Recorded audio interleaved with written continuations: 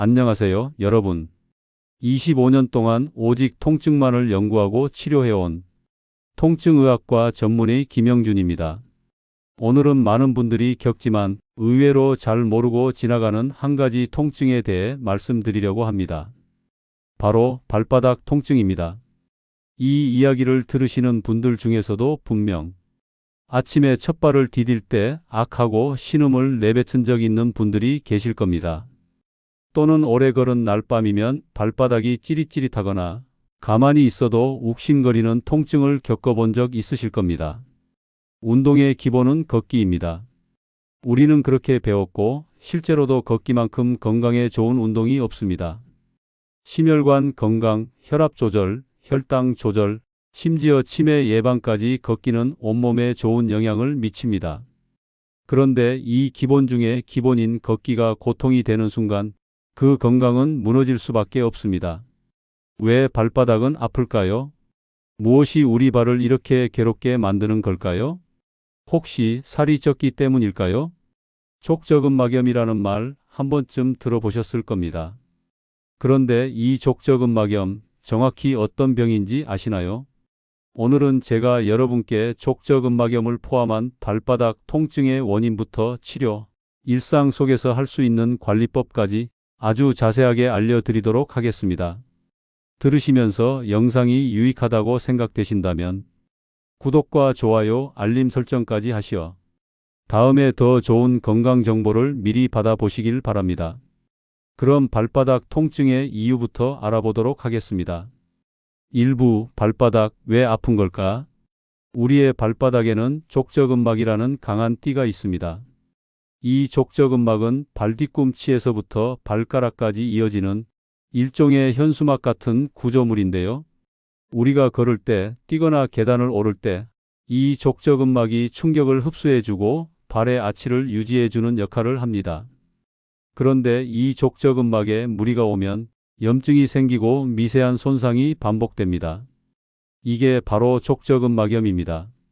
족저근막염이 생기는 이유는 갑자기 운동을 시작했을 때 평소 운동을 안 하다가 걷기나 등산을 갑자기 시작한 경우, 비만하거나 체중이 급격히 늘었을 때 발에 가해지는 하중이 증가합니다. 딱딱한 바닥에서 오래 서 있거나 걷는 직업, 교사, 간호사, 공장 근로자 등 불편한 신발, 낮은 쿠션의 신발, 특히 슬리퍼나 플랫 슈즈 등 종아리나 아킬레스건이 뻣뻣한 경우 발의 유연성 저하가 족저근막에 부담을 줍니다. 2부 통증 위치로 보는 발바닥 통증 이야기. 제가 진료실에 앉아 있으면 정말 다양한 분들이 발 통증을 호소하시며 찾아오십니다. 그 중에서도 이런 말로 시작하는 경우가 많습니다. 선생님, 발바닥이 아파요.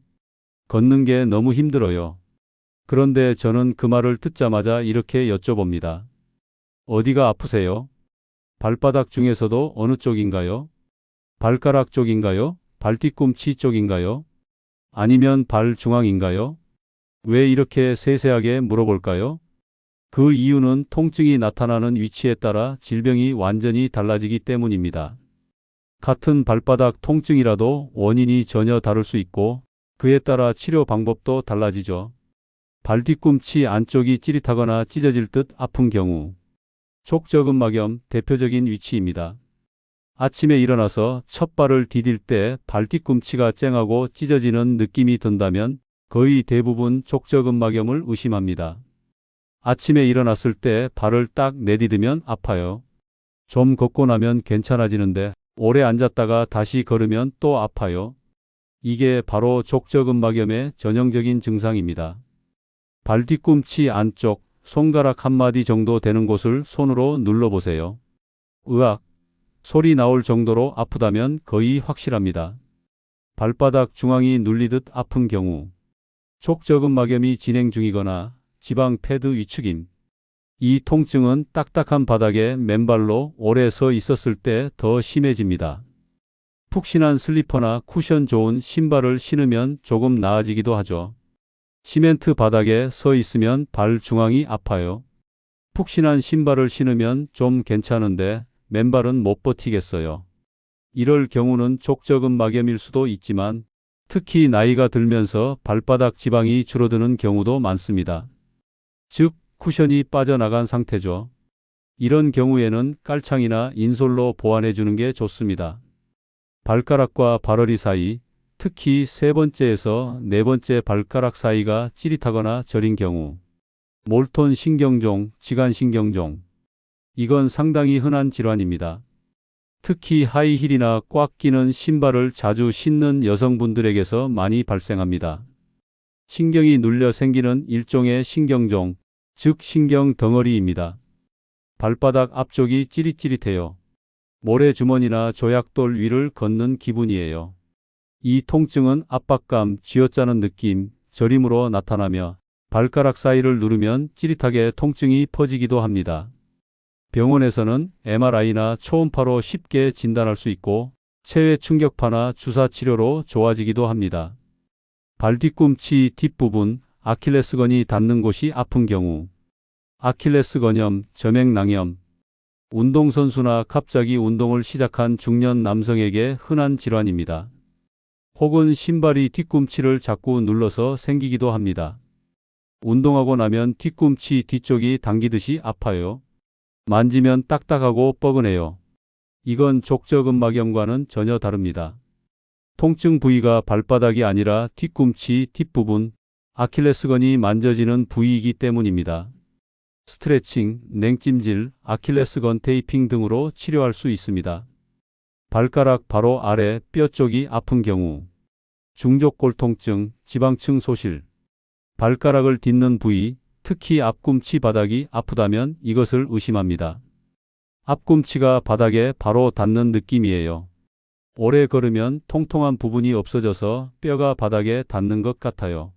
나이가 들수록 발바닥 지방 패드가 얇아지면서 발생하는 통증입니다. 걷는 동안 충격 흡수를 제대로 못해서 생기고 이로 인해 뼈에 직접적인 부담이 가해집니다. 해결 방법은 발 앞꿈치 부분에 실리콘 패드나 앞꿈치 전용 인솔을 넣어주는 것입니다. 이처럼 발바닥 통증은 어디가 아프냐에 따라 달라집니다. 3부, 비만은 왜 발바닥 통증을 유발할까? 여러분 한번 잘 생각해 보세요. 발바닥은 우리 몸의 모든 체중을 견디는 기초 구조입니다. 말 그대로 하루 종일 우리의 무게를 지탱하는 기둥 같은 존재죠. 그런데 여기에 과체중 혹은 비만이 되면 이 기초 구조에 지속적이고 과도한 압력이 가해지기 시작합니다. 마치 원래 1톤을 견디도록 설계된 기둥에 2톤에서 3톤의 무게를 올려두는 것과 같습니다.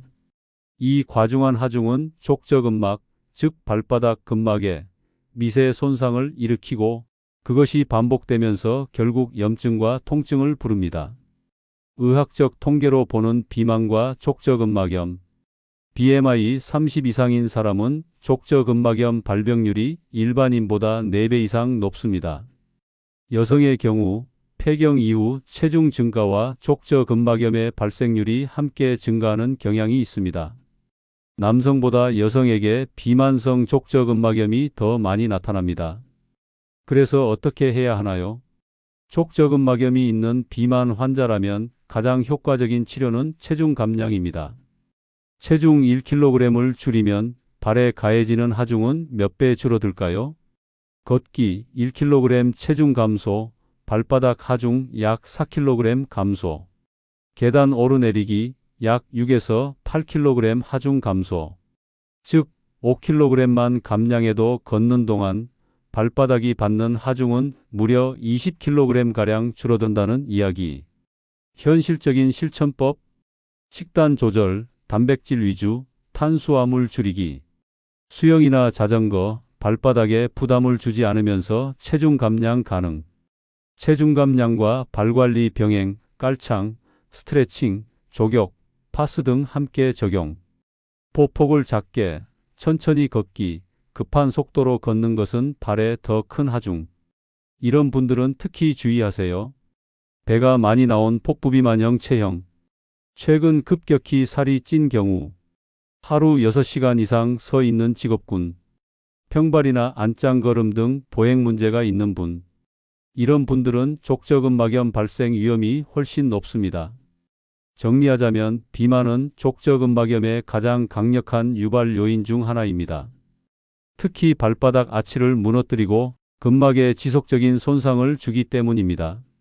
1kg 체중만 줄여도 통증 감소 효과는 생각보다 큽니다. 따라서 약물 치료나 물리치료 이전에 반드시 체중을 줄이려는 노력이 병행되어야 합니다.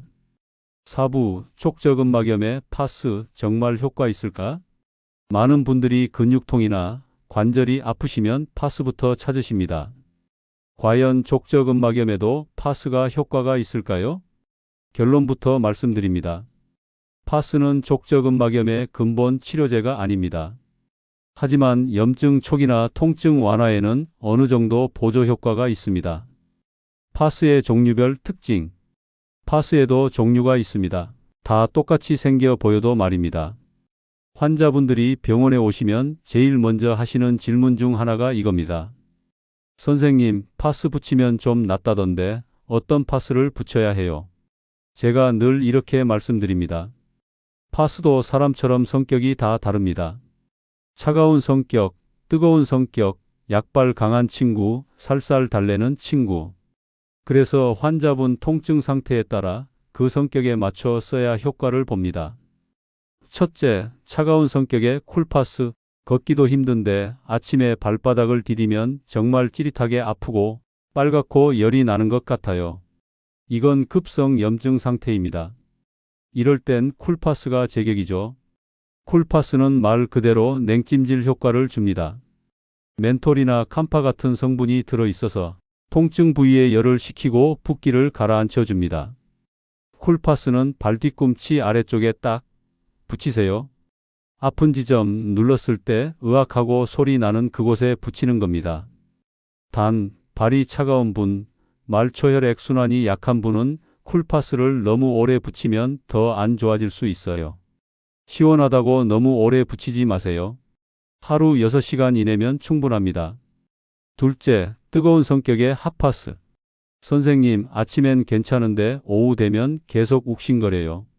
발이 뭉친 것 같고 뻐근하고 하루 종일 불편해요. 이건 만성 통증입니다.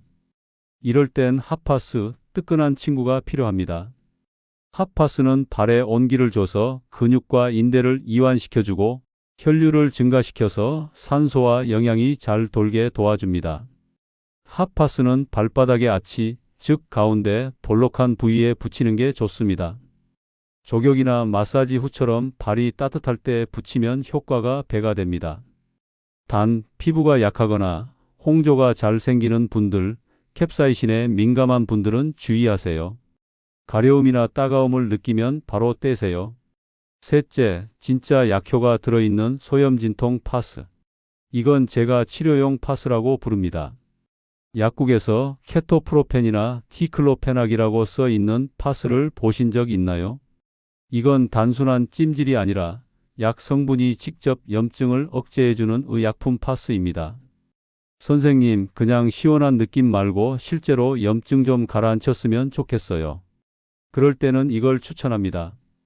이 파스는 발바닥 통증의 시작점, 발뒤꿈치 아래 또는 내측 아치 근육 옆에 정확히 붙이는 게 중요합니다. 단점은 무엇이 있을까요? 장기 사용 시 피부가 예민해지거나 햇빛에 민감해질 수 있습니다. 7일 이상 붙일 땐 반드시 의사나 약사와 상담하세요. 넷째, 매운 성격의 캡사이신 파스. 이 파스는 이름처럼 맵습니다. 고추 성분으로 만든 파스죠. 어떻게 작동하냐면 아주 강한 자극을 먼저 줘서 신경이 마비되게 만드는 방식입니다. 이건 단기간에 국소 통증을 딱 잡을 때 써야 합니다. 통증의 한가운데 정확히 찌릿한 포인트에만 붙이세요. 그리고 절대 오래 붙이지 마세요. 2시간에서 3시간이면 충분합니다. 민감한 분은 오히려 더 아플 수 있어요. 처음 쓸 땐 피부 테스트 꼭 해보시길 권합니다. 다섯째, 순한 성격의 한방 파스. 마지막으로 요즘 중장년층 분들이 많이 찾는 게 한방 파스입니다. 현계, 자초, 당귀 등 전통 한약재가 들어간 제품이죠. 이건 자극이 적고 냄새가 강한 대신 부작용이 적습니다. 통증이 심하진 않지만 뻐근하거나 무거운 느낌이 오래 갈 때 한방 파스로 체질에 맞게 관리하시는 분들도 많습니다. 단, 약효는 개인 체질마다 차이가 크니 효과가 없으면 다른 방식으로 넘어가야 합니다. 의사의 핵심 한마디 요약. 파스는 그냥 아무 데나 붙이는 시원한 스티커가 아닙니다. 통증의 시기와 위치, 성향에 맞춰 잘 골라 붙이면 약보다 나을 수도 있고 아무 효과도 없을 수도 있어요. 딱 내 상태에 맞는 파스를 선택하는 것, 그게 치료의 시작입니다. 5부 파스를 정확히 어디에, 어떻게 붙여야 가장 효과가 클까? 족저근막염은 이름 그대로 발바닥 근막의 염증입니다. 따라서 파스를 단순히 발바닥 전체에 붙이는 게 아니라 특정 포인트 부위에 붙이는 것이 훨씬 효과적입니다. 발바닥이라고 다 같은 부위가 아닙니다. 통증이 생기는 위치에 따라 파스를 붙여야 할 포인트도 달라집니다. 제가 병원에서 실제로 알려드리는 3가지 핵심 포인트 알려드리겠습니다. 발 뒤꿈치 정중앙 족저근막염의 시작점. 통증 유형, 아침 첫 발 디딜 때 찌릿함, 구둣발 걷는 느낌. 추천 파스, 초기라면 쿨파스와 소염진통 파스. 만성기라면 소염진통 파스 단독 또는 핫파스. 붙이는 법, 발 뒤꿈치 중앙의 딱딱한 뼈 윗부분을 손가락으로 눌러보세요. 가장 아픈 부위 중심으로 손가락 2마디 크기 정도 파스를 둥글게 잘라 붙입니다. 파스가 밀리지 않도록 스포츠 테이프나 얇은 발목 밴드로 고정합니다. 내측 아치 아래쪽, 발바닥이 땡기듯 아픈 경우. 통증 유형, 오래 걷거나 서 있다 보면 안쪽 아치가 뻐근함.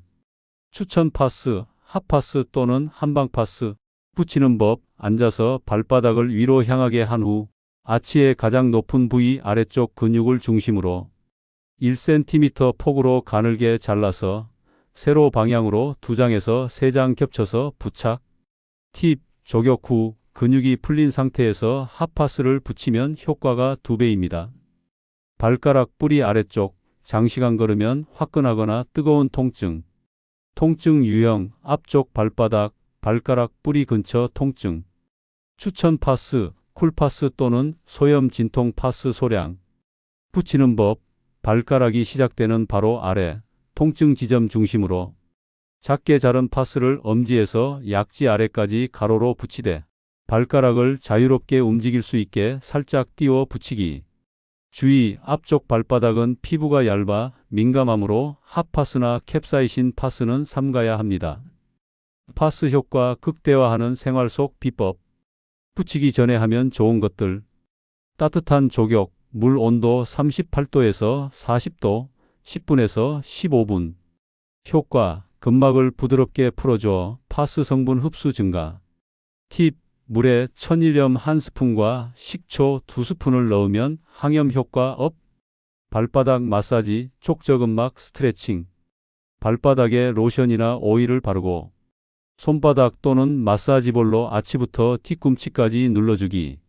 통증 포인트는 5초에서 10초 눌렀다 떼는 방식 반복.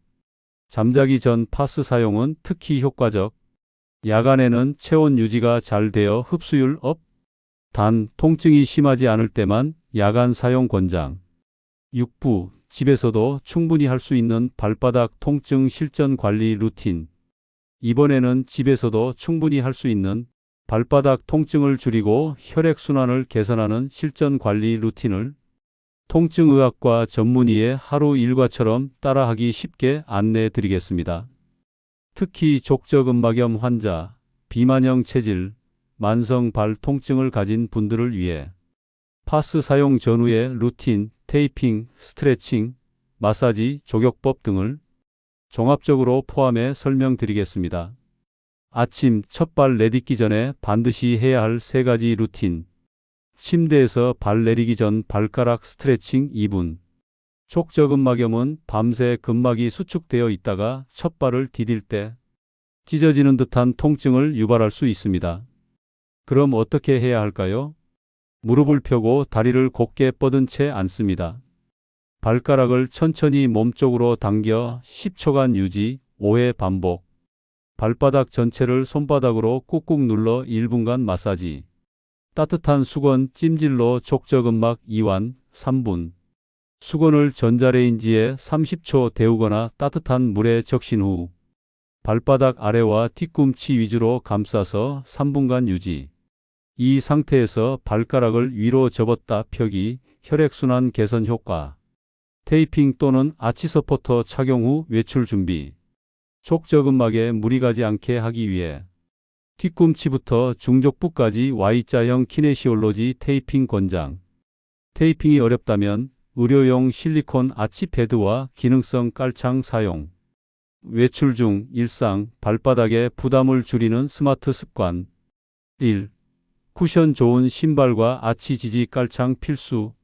무조건 납작한 신발은 금물. 운동화도 인솔, 깔창 추가해야 족저근막을 보호 가능. 2. 엘리베이터보단 계단 내려가기 금지. 계단 내려올 때가 가장 강한 하중을 발바닥에 가함. 꼭 내려가야 한다면 계단 옆 손잡이 잡고 천천히 디디기. 3. 장시간 서 있거나 걷는다면 매 30분에서 40분마다 앉아서 발가락 스트레칭 1분. 파스나 쿨링 패치를 미리 붙이고 외출하기, 특히 뒤꿈치 부위. 퇴근 후 집에서 따라하는 족저근막 이완 루틴. 1. 족욕과 혈류 순환 개선 족저근막 마사지. 족욕 레시피. 뜨거운 물 38도에서 40도에 천일염 1스푼과 식초는 2스푼 넣고 15분 족욕. 마사지 방법. 마사지볼 또는 골프공을 발바닥에 놓고 앞뒤로 굴림 5분. 통증 부위는 손가락 두 마디로 꾹 눌렀다 떼기 1포인트 10초 유지. 발가락부터 아킬레스건까지 천천히 쓸어내리기. 2. 파스와 수면 전 마사지 겸 스트레칭. 파스를 붙일 땐 반드시 족욕 후 피부 건조시킨 다음 붙이기. 붙이기 전 오일이나 로션은 닦아낼 것. 취침 전 스트레칭 5분. 벽을 마주보고 서서 두 손을 벽에 대고 한쪽 다리를 뒤로 뻗어 발 뒤꿈치 전체를 바닥에 붙인 채 스트레칭. 30초 유지 후 반대쪽도 교차, 각 3세트 반복. 주 1에서 2회 발바닥 통증 근본 개선 루틴. 1. 종아리 근막 풀기와 햄스트링 스트레칭. 종아리와 허벅지 근육이 긴장되면 발바닥에 간접 부담 증가. 폼롤러 또는 페트병을 종아리 아래에 넣고 앞뒤로 굴리기 3분. 2. 체중 조절 병행. 체중을 1kg 줄이면 발바닥 압력은 4에서 5kg 줄어든. 발바닥 통증을 줄이려면 반드시 탄수화물을 줄이고 단백질 위주 식단으로 체중 감량 시작해야 효과 지속. 수면 중 발바닥 통증 줄이는 자세는 무릎을 약간 굽힌 채 옆으로 눕고 발목 아래에 쿠션을 두어서 족저근막에 각도 주지 않기. 잠자기 전 파스 붙였다면 압박되지 않게 양말이나 붕대 느슨히 착용. 7부 발바닥 통증은 생활 속에서 풀지 않으면 절대 나아지지 않는다. 여러분, 파스는 증상 완화 도구일 뿐 근본 치료가 아닙니다. 스트레칭, 체중 조절, 깔창, 마사지, 족욕. 이 모든 걸 매일 반복하는 습관화가 진짜 치료입니다. 이건 제가 25년 동안 수많은 환자들을 진료하면서 매일같이 느끼는 진실입니다. 발바닥 통증은 한 번 생기면 일상생활의 질을 급격히 떨어뜨리지만 반대로 말하면 생활 습관 하나만 바꿔도 눈에 띄게 호전되는 통증이기도 합니다. 걷는 게 고통스러워지는 순간 우리의 삶은 작아지기 시작합니다. 하지만 오늘부터라도 실천할 수 있는 작은 루틴, 족욕, 마사지만으로도 통증은 줄어들 수 있고 체중을 조금만 줄이고 스트레칭만 꾸준히 해도 당신의 발은 분명히 다시 편안한 땅을 딛게 될 겁니다. 오늘 영상이 여러분의 건강한 한 걸음에 도움이 되기를 진심으로 바라며 구독과 좋아요, 알림 설정까지 하시어 다음에 더 좋은 건강 정보로 만나 뵙기를 바랍니다. 지금까지 시청해 주셔서 감사합니다.